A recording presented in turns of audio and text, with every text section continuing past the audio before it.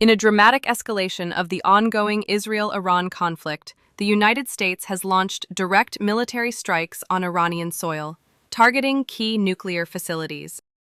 On June 21, 2025, President Donald Trump confirmed that U.S. warplanes conducted airstrikes on 3 Iranian nuclear sites: Fordow, Natanz, and Esfahan.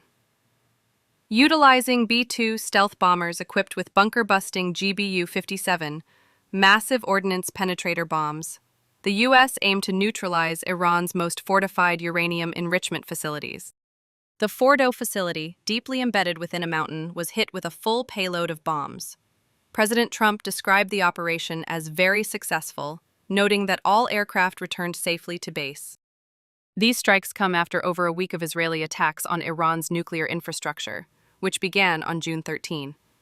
Israel's military campaign aimed to dismantle Iran's nuclear capabilities, targeting facilities like Fordow and Natanz.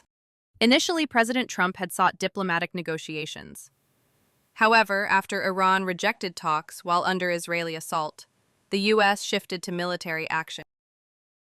The international community has reacted with a mix of concern and support. Saudi Arabia and Egypt condemned the strikes, calling for negotiations, while several U.S. senators, particularly Republicans, praised Trump's decision.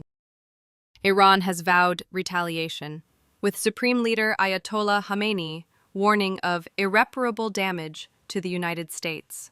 The Iranian government maintains that its nuclear program is peaceful and has rejected any demands to dismantle it. In a televised address, President Trump declared the mission a success and called for Iran to end hostilities. He emphasized that now is the time for peace, suggesting a potential shift toward diplomatic efforts following the military action. The coming days will be critical as world leaders assess the situation and determine the next steps in what has become one of the most significant escalations in the Middle East in recent years. As the dust settles, the world watches closely, hoping that this moment marks a turning point toward peace, rather than the beginning of a broader conflict.